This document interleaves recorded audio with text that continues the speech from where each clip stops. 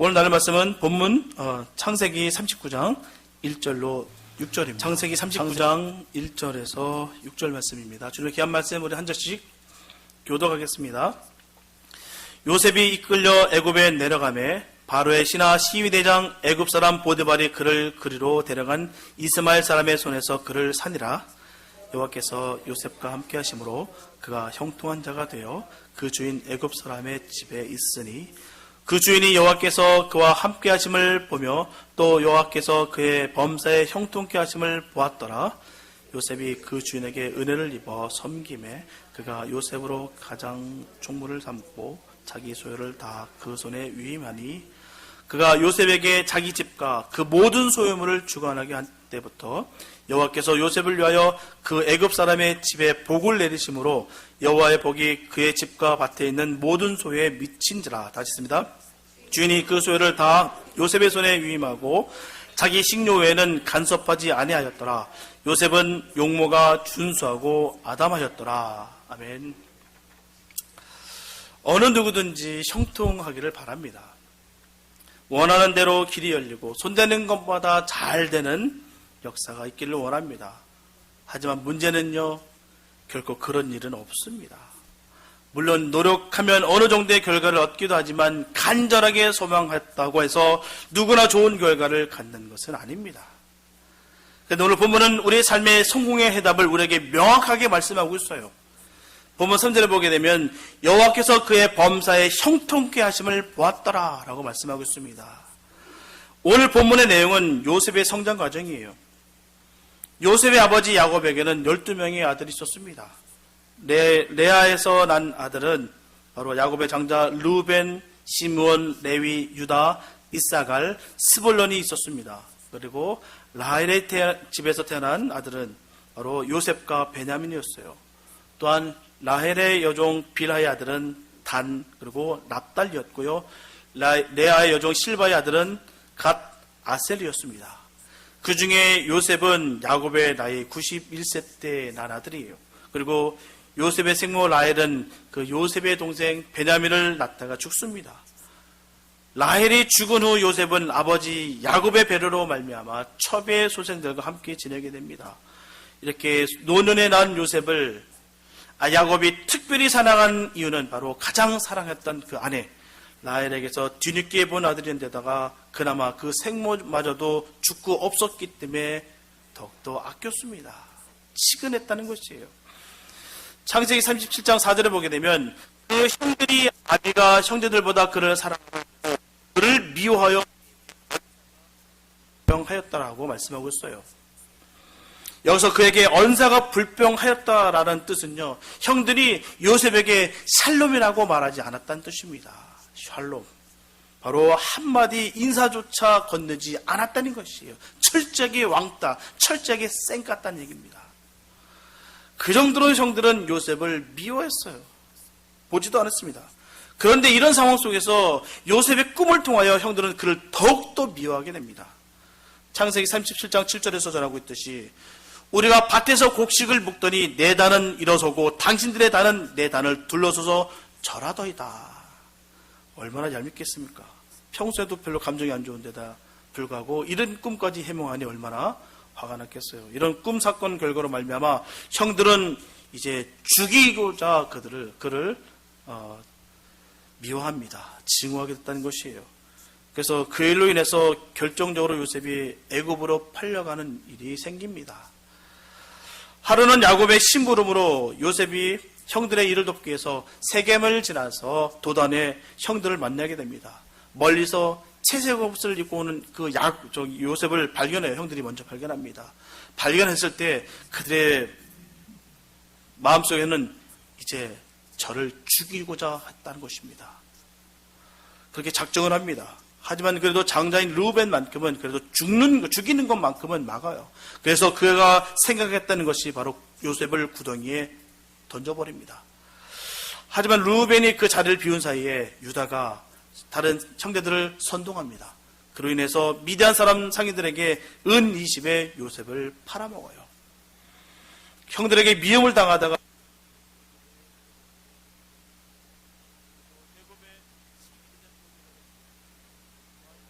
보디발의 그 아내 때문에 억울하게 옥살이를 하게 됩니다. 분명하게 그의 삶에는 악함이 없었어요. 그의 삶은 주님 편에 서기를 원했고요. 결코 죄를 짓기를 원하지 않았습니다. 하지만 그런 그에게 보디발의 아내는 유혹했고요. 요셉이 그것을 받아들이지 않자 음해해서 요셉은 감옥에 가게 됩니다. 이처럼 요셉은 방탕하였기 때문에 이런 환난과 핍박이 온 것이 아니에요. 죄를 짓지 않고 바르게 살려고 하면 할수록 고난은 더욱더 심해졌다는 것입니다. 하지만 그는 고난을 당하면서도 어떤 길이 사는 길인지 하나님께서 기뻐하시는 길인지를 정확하게 그는 알았다는 것이에요. 그러므로 그는 어떤 상황 속에 있다 할지라도 주님께서 주시는 형통을 항상 누리게 됐다는 것입니다.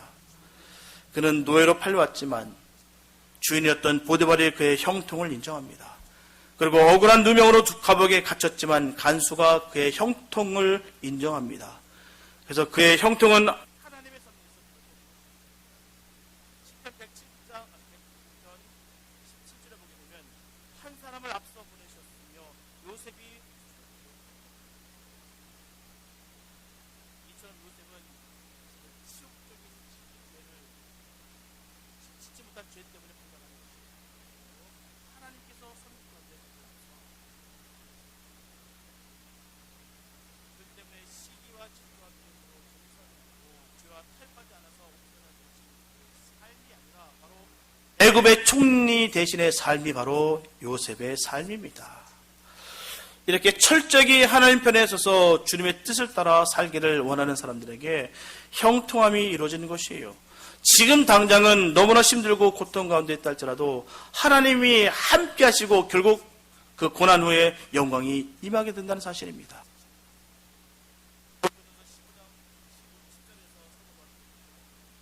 나의 나된 것은 하나님의 은혜로 된 것이니 내게 주신 그의 은혜가 헛되지 아니하여 내가 모든 사도보다 더 많이 수고하였으나 내가 아니요 오직 나와 함께 하신 하나님의 은혜로라. 저는 이 말씀이 너무 좋습니다. 사도 바울의 그런 고백이 우리 고백이 됐으면 참 좋겠어요.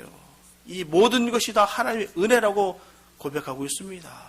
우리가 힘들었거나 어렵거나 많은 일을 했거나 우리가 적은 일을 했건 상관없이 이 모든 것이 다 주님의 은혜라고 우리가 고백했으면 좋겠습니다. 이런 믿음의 고백이 있는 사람들에게는 능치 못할 것이 없습니다. 또한 반드시 형통의 복을 받게 될 것입니다. 오늘은 형통함의 비밀을 알고 있는 그 요셉의 모습과 삶을 인도하시는 하나님의 뜻을 생각하면서 요셉이 누렸던 형통에 대해서 말씀을 나누겠습니다. 첫째, 여호와께서 함께 하심으로 형통할 수가 있습니다. 본문 2절을 보게 되면 여호와께서 요셉과 함께 하심으로라고 말씀하고 있고요. 본문 3절에서는 그 주인이 여호와께서 그와 함께 하심을 보며라고 말씀하고 있어요. 이처럼 요셉의 형통의 비밀은요, 하나님이 함께 하심으로 이루어졌다는 것입니다. 함께 하심으로. 이게 중요한 것입니다. 주님과 함께 하실 줄 믿습니다. 형통이라는 것은 사람이 아무리 애쓰고 힘써도 되는 것이 아니에요. 형통할 수 있는 것은 바로 오직 하나님이 함께 하심으로 우리가 형통할 수가 있는 것입니다. 분명하게 인간은 한계가 있어요. 어느 정도 노력으로 되는 것 같으나 기회를 주시고 길을 열어주시는 분은 오직 하나님이심을 우리가 반드시 기억해야 될 줄 믿습니다. 다른 길은 없어요. 하나님께서 길을 열어주셔야 되는 것이에요. 시편 127장 127편 1절에 보게 되면 여호와께서 집을 세우지 아니하시면 세우는 자의 수고가 헛되며 여호와께서 성을 지키지 아니하시면 파수꾼의 경성함이 허사로다. 그래서 성도의 신앙 고백은요, 내가 성공한 것이 아니라 내가 이룬 것도 아니라 바로 내게 세운 것도 아니다라고 고백하는 것입니다. 이 모든 것이 하나님께서 이루셨고 우리를 성공하게 하셨다라고 고백하는 것이 바로 성도의 고백입니다. 결국 형통은 하나님께서 주신 것이에요. 그러므로 하나님께서 함께 하심으로 우리가 형통하시길 바랍니다. 저와 여러분들은 혼자가 아니에요. 언제나 하나님이 함께 하십니다. 그러므로 고린도전서 3장 16절에서 사도 바울은 분명히 전합니다. 너희가 하나님의 성전인 것과 하나님의 성령이 너희 안에 거하시는 것을 알지 못하느뇨? 이처럼 예수 믿는 사람들은 우리가 함께 하시는 하나님이 우리 안에 우리가 하나님 안에 있게 되는 엄청난 축복을 받은 사람입니다. 이게 바로 축복이에요. 주님이 내 안에, 내가 주님 안에. 우리가 무림한 성도가 되면 안 됩니다. 내가 주님 안에 없고요, 주님이 내 안에 없으면 그건 무림한 성도입니다. 우리가 반드시 기억해야 될 것은 우리 주님 안에 거해야 될 줄 믿습니다. 주님이 이루실 것을 믿고 달려가시기 바랍니다. 주님께서 길을 열어주시지 않는다면요, 안 됩니다. 될 듯 하면서도 안 돼요. 되는 것 같으나 그 결과가 끝은 아름답지가 않습니다. 그러면 저와 여러분들은 주님이 나와 함께 하시기에 성경에 나오는 그 믿음의 조상들보다 더 큰 복을 받은 사람들입니다. 하지만 문제는 하나님이 함께 하시는 그 엄청난 복을 받았지만 큰 환난을 당할 때는 마치 하나님이 우리를 떠나신 것처럼, 하나님으로부터 버림받은 것처럼 느껴질 때가 많다는 것입니다. 결코 저와 여러분들은 사단에게 속지 마시기 바랍니다. 하나님이 우리와 함께 하신다고 약속하신 말씀대로 택한 자녀들에게 주신 이 말씀을 믿고 반드시 붙잡으시기 바랍니다. 주님은 결코 우리를 버리시지 않습니다. 우리를 포기하지 않으세요. 우리와 함께 하시길 원하십니다. 주님을 믿고 의지하며 함께 하시기를 갈망하는 주님의 자녀들을 주님은 절대 떠나시지도 버리시지도 않으십니다.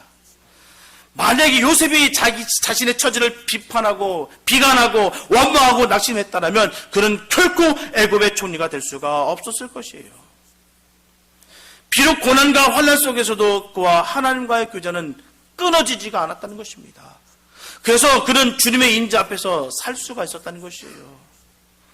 우리가 기억해야 되는 것은 성도를 향한 사단의 공격은 바로 하나님과의 관계를 끊는 것입니다. 어떻게든 하나님과의 관계를 끊어버리는 거예요. 시험에 들게 만들고 번잡하게 만들고 험난하게 만들어서 하나님의 관계를 끊어버리는 것입니다. 사람을 통해서, 미움을 통해서, 증오를 통해서, 질투를 통해서 자꾸 하나님과의 관계를 끊어버린다는 것입니다. 사단은 언제라도 이것을 노리고 있어요. 단 한 번도 공격 안 한 적이 없습니다. 끝까지 공격하고 있습니다. 언제까지요? 우리가 쓰러질 때까지. 그래서 사단은 우리의 약점을 계속해서 찾습니다. 많은 시험과 연단으로, 때로는 쾌락과 방탕으로, 아니면 바쁜 생활들로 우리를 미혹하고 유혹합니다. 틀림없어요. 사단은 우리로 하여금 죄를 짓게 하여서 하나님과 사이를 벌어지게 합니다. 이사야서 59장 2절에 보게 되면 오직 너의 죄악이 너희와 너희 하나님 사이를 내었고 갈랐다는 것입니다. 너희 죄가 그 얼굴을 가리워서 너희를 듣지 않으시게 함이니. 이렇게 성도는 사단이 죄를 통한 틈을 노려서 공격한다는 것을 늘 깨달아서 죄를 멸하고 그 자리를 피해야 될 줄로 믿습니다. 죄라고 여겼던 것은요, 우리가 과감하게 도망쳐야 되는 것이에요. 우리가 이기려고 들면 안 됩니다. 도망쳐야 되는 것입니다. 죄는 우리가 이길 수가 없어요. 그렇지 않으면 그 죄를 인해서 하나님과 멀어질 수밖에 없어요. 절대로 하나님의 도움을 사단이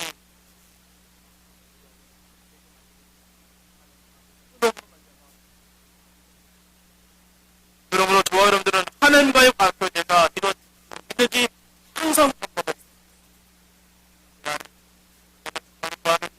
늘 점검하고, 내가 한 번 거둔다, 내가 한 번 은혜 받았다고 해서 안주하게 만들고 방심하게 만들어서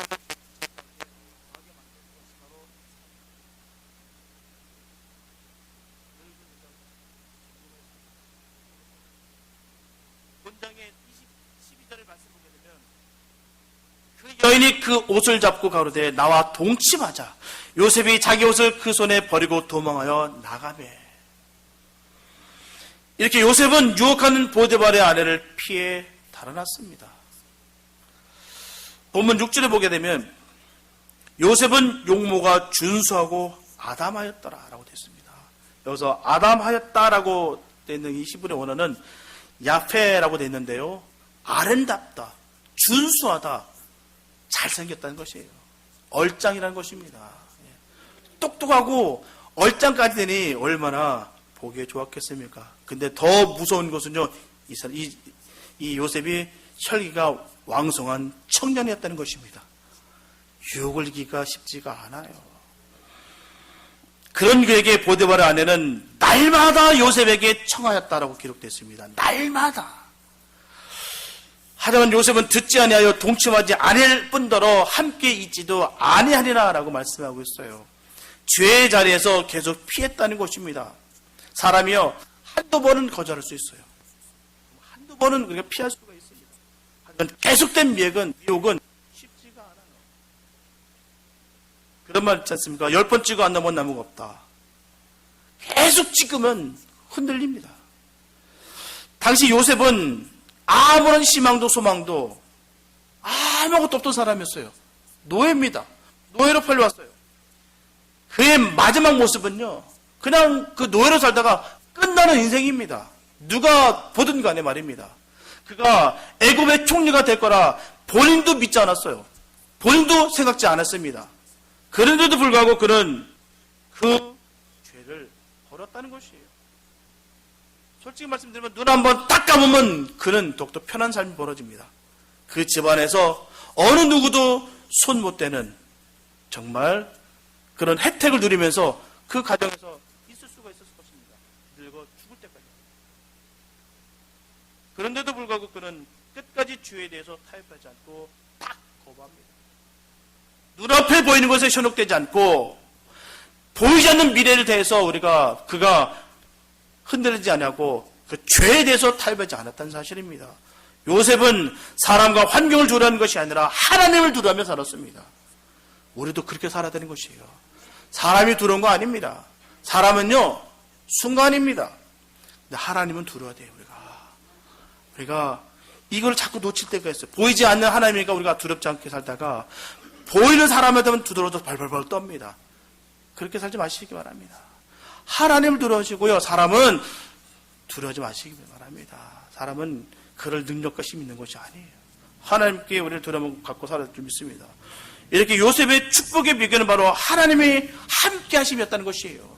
함께 하셨기에 그가 성공하고 그가 복을 받았다는 사실입니다. 손대는 것보다 잘 되는 역사가 그가 있었다는 것이에요. 누가 함께 하시기에? 하나님과 함께 하시기 때문입니다. 이런 사람은 반드시 하나님이 주시는 그 복을 받을 것이며 형통할 수밖에 없습니다. 왜요? 하나님을 그렇게 사랑하고 하나님을 그렇게 갈망하는데요.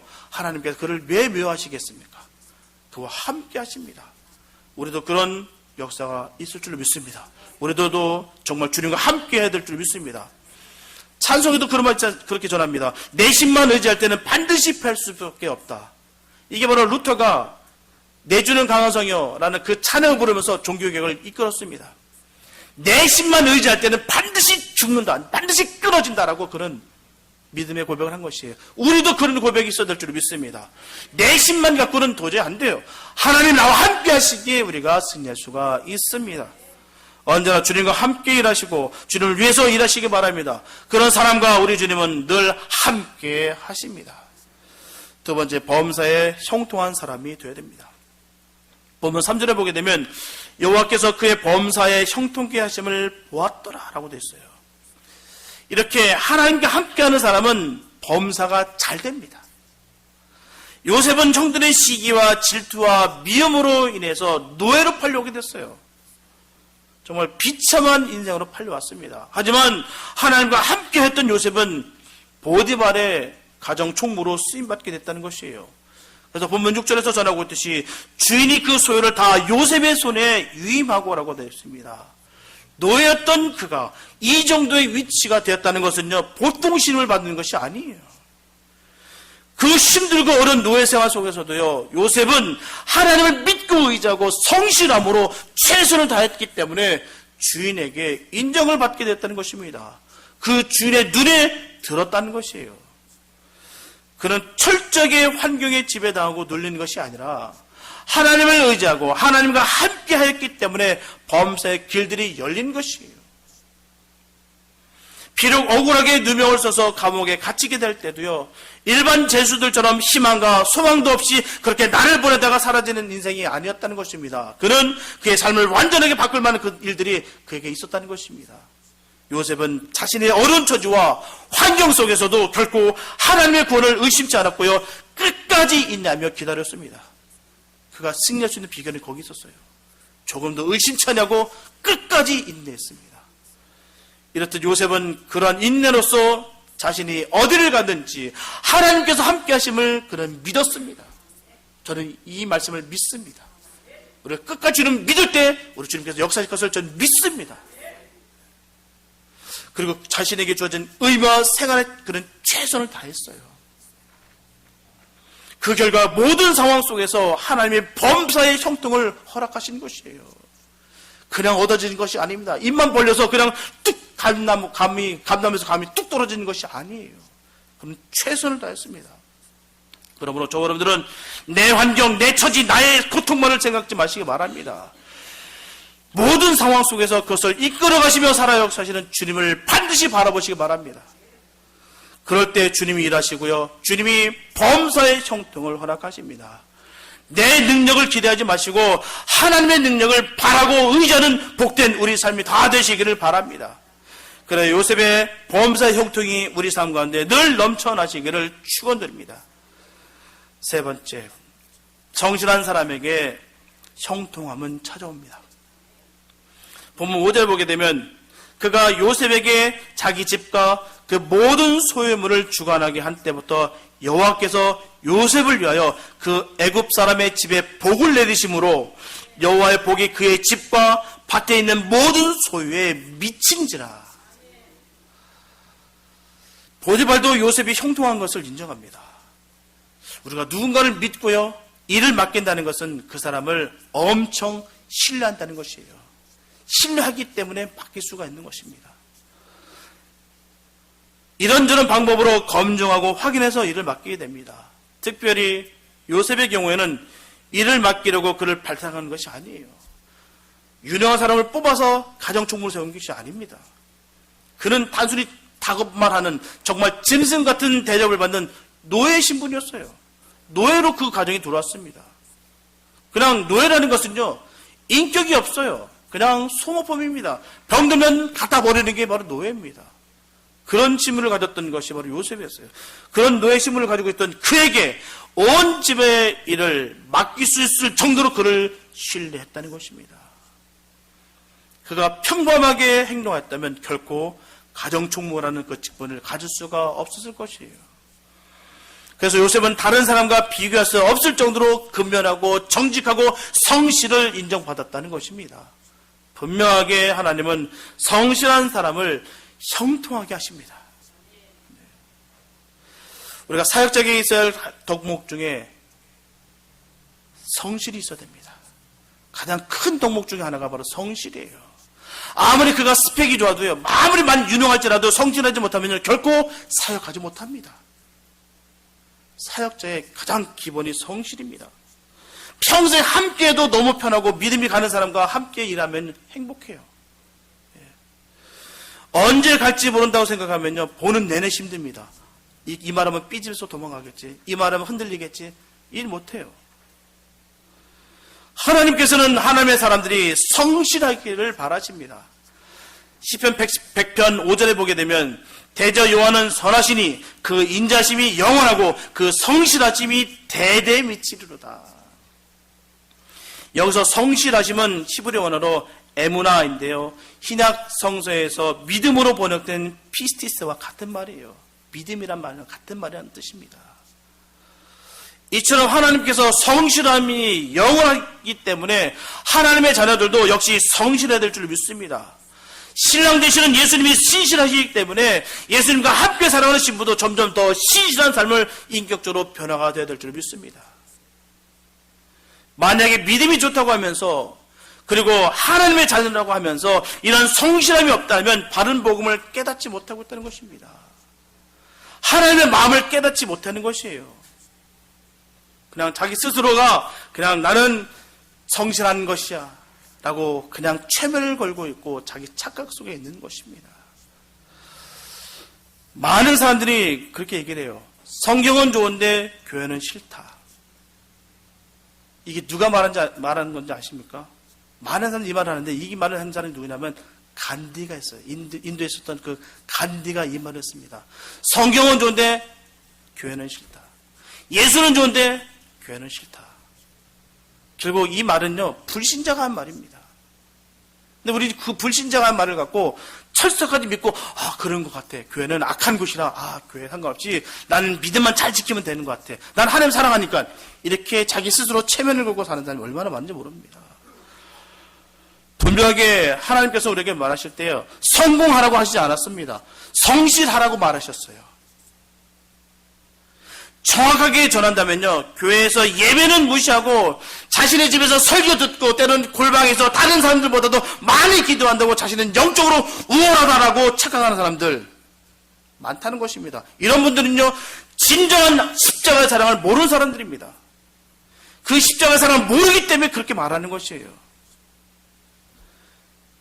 단순히 말씀드리면요, 바리새인일 뿐입니다. 이게 얼마나 무서운 말인지 모르겠어요. 바리새인이에요. 왠지 아십니까? 도저히 내 그들을 섬길 수 없다. 내 수준이 있지. 어떻게 저 사람께 내가 리스펙트 할 수 있어. 난 절대 못하겠어. 나누고 싶은 마음 없어. 이게 바로 바리새인의 마음입니다. 기도 많이 합니다. 성경 지식도 많이 알아요. 얘기하면 주주주주 꿰입니다. 그러나 헌신은 없어요. 그게 어떻게 하나님의 마음을 아는 사람이겠습니까? 이기적인 것이죠. 자기 영적인 착각 속에 빠져 있는 것이죠. 만약에 성령이 그 안에 가득하면요, 주님의 사랑을 나누게 되어 있습니다. 하지 말라도요, 하게 되어 있습니다. 내게 받은 사랑이 있는데요, 나 같은 죄인을 살리시는 것을 내가 알고 있는데, 나 정도 되니까 주님이 날 부르셨지가 아니라, 나 같은 죄를 부르셨고 나를 믿는 것이 진짜 성도의 마음일 줄 믿습니다. 그렇기엔 우리가 헌신할 수 있는 것이에요. 우리가 나눌 수가 있는 것입니다.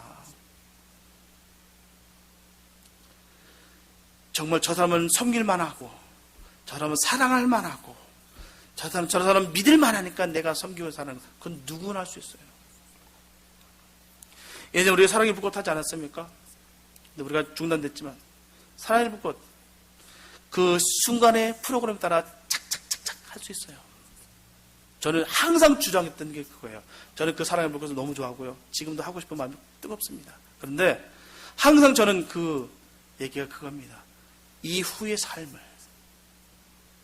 정말 그때만 사랑하는 척하는 거 말고 그 후에, 그때는 정말 간이라도 다 빼줄 것처럼 하다가 그 딱 끝나면 성도들께 으르렁거리고 내가 얼마나 많이 봤는데요. 너무 마음 아픕니다. 우리 주님이 얼마나 마음 아팠고요. 처음에 은혜 받았다가 그 모습 딱 보고요, 야, 너무 비극입니다. 그러니까 이런 말이 나오는 거예요.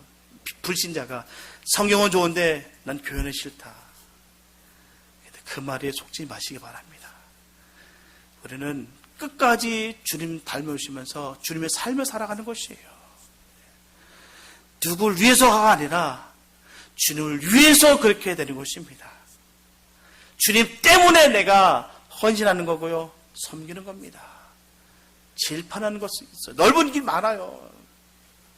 이번에 계속 새벽 때 말씀 나누지만, 넓은 길이요, 집에서요, 인터넷에서 설교 보고요, 그 다음에 인터넷으로 헌금 송금하면 가장 편합니다. 그게 넓은 길이에요. 좁은 길은요, 그 좁은 틈을 삐죽고 들어가기 때문에 이리저리 부딪히게 되어 있습니다. 사람과 사람이 부딪히게 됐고요, 실망하는 부분도 부딪히게 되어 있고 충돌되게 되어 있습니다. 그런데 우리는 그 길을 싫어하고 도망치고 있다는 것입니다. 다른 교회가 한번 있을 거라 생각하고 그런 착각 속에 갑니다. 신기를 바라보면서 그렇게 가고 있다는 것이에요. 우리는 예수를 믿으면요, 제대로 믿어야 됩니다. 바로 믿어야 돼요. 주님이 뭘 기뻐하시는지, 왜 좁은 문이 왜 힘든지를 알고선 우리가 믿음 생활을 좀 믿습니다. 우리가 설교 듣는 게 힘들어요? 우리가 헌금 내는 게 힘듭니까? 성도가 서로가 서로를 섬기는 게 어렵습니다. 그것 때문에 시험 드는 거고요. 사단은 그 배워서 그렇게 조정하는 것이고요. 자꾸 어렵게 만들고 부딪히게 만들고 충돌시켜서 예수님의 관계를 끊어놓는 것, 실망시켜서 끊어놓는 것. 우리는 자꾸 이곳에 바보처럼 속습니다. 우리는 주님만을 바라봐들 줄 믿습니다. 주님께서 주시는 그 은혜만 바라봐들 줄 믿습니다. 이게 하나님 바라보면서 달려가는 것이에요. 요셉도요, 그 끝을 알았다면 쉽게 갈 수 있겠죠. 그가 총리 대신 될 줄 누가 알았습니까? 몇 년 전에 그 영화, 한국에서 암살이라는 영화가 있어요. 그 이정재라는 사람이 마지막에 하는 말이 어록이 있습니다. 몰랐으니까! 이렇게 했습니다. 총살 맞아 죽으면서 그 얘기했어요. 자기가 암살 당하면서 그 얘기합니다. 그 사람이 배신했거든요. 매국했거든요. 이중 첩자 노릇했거든요. 그러면서 하는 말이 그 말입니다. 몰랐으니까. 대한민국이 독립될 줄 몰랐으니까. 대한제국이 끝까지 망할 줄 알았고 일본이 끝까지 점령할 줄 알았다고 믿었기 때문에 그가 몰랐다는 거예요. 그렇기 때문에 그가 포기했다는 겁니다. 우리 신앙도 마찬가지예요. 몰랐으니까 늦습니다. 주님 앞에서 몰랐으니까요 늦어요. 그러니까 지금 힘들다고 해서 어렵다고 해서 견디기 너무나 고통스럽다고 해서 피하고 도망하는 것이 아닙니다. 그걸 이기고 섬기고 넘어가는 겁니다.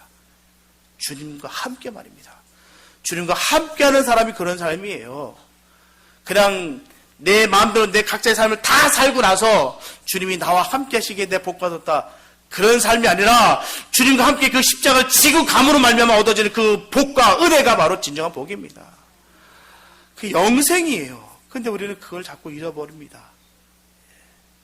그러면서 우리는 자꾸 좁은 길로 간다고 거짓말합니다. 내 스스로 속이고 있어요. 정말 좁은 길은요, 내 거 다 끊어놔야 돼요. 내 안에 있는 거 다 끄집어내야 됩니다. 그리고 그 안에 예수를 꽉 채워야 됩니다. 그게 바로 주님과 함께하는 삶입니다. 그게 아니니까 자꾸 내 자존심, 내 거로 꽉 채다 보니까 자꾸 현실에 타협하고 자꾸 내 스스로 함나시고 죄 가운데 구할 때가 얼마나 많은지 모릅니다. 이게 바로 우리의 모습이에요. 이런데도 불구하고 사랑하시는 그 주님을 바라보면서 우리가 울며 불며 나가는 것이에요. 우리가 왜 기도하면서 웁니까? 이렇게 날 구원해 주시기에 너무 감사한 거 아닙니까? 라고 그게 아닙니까? 오늘도 아내랑 우리 밥 먹으면서도 너무 그냥 행복하더라고요. 좋은 거 먹은 것도 아닙니다. 그냥 밥 한 끼 먹었습니다. 밥에서. 그래서 밥 먹으면서 너무 행복하다. 주님과 함께 하니까 너무 행복하더라고요. 그게 행복 아니겠습니까? 우리가 뭐 특별한 음식 먹어서 특별한 넓은 쾌적한 곳에서 있어서가 아니라 그냥 주님이 함께 한다는 것 자체가 너무 좋더라고요. 그냥 눈물이 물컥 나더라고요. 그게 은혜 아니겠습니까? 예. 그런 복이 우리에게 임했으면 좋겠습니다. 우리가 속지 마시기 바랍니다. 우리가 어느 순간 영적인 바리새인이 된지 몰라요. 우리 주님이 가장 싫어하는 그 짓을 내가 하고 있는지 모르고 있다는 것입니다. 그렇게 하나님께서 예수께서 그렇게 책망하셨던 그 바리새인의 삶을 내가 지금 살고 있는 건지 모른다는 것이에요. 철저하게 다 내려놓으시 바랍니다. 그래서 성실하게 우리가 살아야 될 줄 믿습니다. 하나님의 사람은 분명하게 성실합니다. 요셉은 하나님의 사람이었어요. 이렇게 요셉을 만나는 사람들은 결국 모두 요셉을 좋아합니다. 무슨 일을 맡든지 이렇게 충실한 사람을 어느 누구도 좋아하게 돼 있어요. 이처럼 성도 역시 어느 상황에 있든지 자신의 본분을 잘 지키는 사람이 되어야 될 줄 믿습니다. 그래서 가는 곳마다 환영받고 사랑을 받아야 됩니다. 저와 여러분들은 하나님의 자녀입니다. 그렇기 때문에 예수님의 흔적이 있어야 되는 것이에요. 마태복음 5장 16절에 보게 되면 이같이 너희 빛을 사람 앞에 비추게 하여 저희로 너의 착한 행실을 보고 하늘에 계신 너희 아버지께 영광을 돌리게 하라. 이게 주님께서 주신 말씀입니다. 예수님께서 하신 말씀이에요. 그래서 교회가 싫고 사람들이 지긋지긋해서 교회를 나가지 아니하고 성경 보고 기도 많이 한다고 믿음이 좋다고 주장하는 것은 결코 맞는 말이 아닙니다.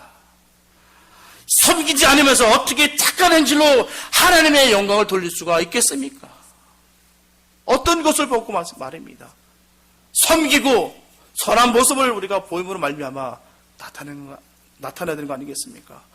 우리가 요셉을 살펴보면 그는 남을 잘 되게 하는 사람이었어요. 하나님은 성실한 요셉을 통해서 가족 70명을 흉년에서 건지셨습니다. 그리고 자신이 다스리고 있는 그 애굽을 위기에서 기회를 얻게 하는 역사를 이루셨다는 것입니다. 주변 나라들이 7년 6년으로 고통당할 때 애굽만 오히려 더 큰 축복을 받았습니다. 요셉의 명철로 모아두었던 양식을 주변 국가들에게 팔아 큰 축복을 받아 누렸어요. 이같이 요셉 한 명 때문에 주변 사람 모두가 복을 받았습니다. 우리가 그런 사람 되기 원합니다. 우리를 인하여 옆에 있는 모든 사람들이 복 받기 원합니다. 이처럼 요셉은 하나님께 복을 받아 다른 사람에게 나눠주며 사는 사람이었어요. 이같이 남을 잘되게 하는 사람을 사람들은 좋아합니다. 저와 여러분들이 이런 복을 나눠주는 복된 사람 되시길 바랍니다. 요셉처럼 이웃을 축복하는 통로로서의 삶을 반드시 사시기 바랍니다. 아직도 복음이 전해지지 않는 곳에 복음을 전하고 영적으로 메마른 심령들에게 성령의 생수를 공급하는 복된 삶이 되시기를 바랍니다. 사랑하는 성도 여러분, 요셉의 삶은 결코 평탄한 삶이 아니었어요. 정말 비참한 삶을 살았습니다. 그는 비참하고 초대한 삶을 살 수밖에 없는 그런 환경이 있었어요. 하지만 그는 결코 절망하거나 낙심하지 않았습니다. 그래서 불행을 살면서 떨어지지 않았다는 것이에요. 그대로 사라지고 소멸되는 그런 삶이 아니었다는 것입니다. 그는 하나님을 철저하게 신뢰하고 하나님의 그 성실함을 닮아갔습니다. 그러므로 그는 악조건에서도 오히려 인정받는 사람이 되었습니다. 그리고 주님과 함께 동행함으로 말미암아 자신도 축복을 받고 뿐만 아니라 주위를 축복해 하는 사람이었습니다. 저와 여러분들도 요셉과 같은 삶을 반드시 살아가시기를 바랍니다. 그래서 어디서든지 인정을 받고 사랑을 받는 저와 여러분들 되시기를 바랍니다. 그리고 가는 곳마다 축복을 공급하며 만나는 사람마다 축복하는 삶을 사시기 바랍니다. 그래서 우리의 가정과 교회와 사회를 축복하는 복된 삶이 다 되시기를 예수님의 이름으로 축원합니다. 기도합니다. 사랑해 주님 감사합니다. 아버지, 우리가 지금 보이는 것에 우리가 만족하거나 보이는 것에 실망치 않게 하여 주시옵소서. 장차 다가올 그 영광된 그 미래를 바라보면서 달려갈 수 있는 복된 우리가 되기를 원합니다. 아버지, 요셉에게 허락하셨던 그 복이 우리에게 되게 해주시옵소서. 요셉이 아팠던 것도 우리가 또 감사할 수 있는 그런 믿음도 부어주시옵소서. 아픔을 통해서 넘어지는 것이 아니라 아픔을 통해서 더욱 성숙해질 수 있는 우리 모두가 되게 하여 주시옵소서. 그로 인하여 마음껏 주님께 축복을 받고 마음껏 축복을 전하는 자 되게 하여 주시옵소서. 끝까지 믿음을 지켜나가 주님 영광 마음껏 올려드리며 승리의 삶 달아갈 수 있는 복된 우리 요셉의 삶이 되게 도와 주시옵소서. 주께서 함께하는 역사가 넘칠 줄 믿사옵고 우리 원하신 예수님의 이름 기도했습니다. 아멘.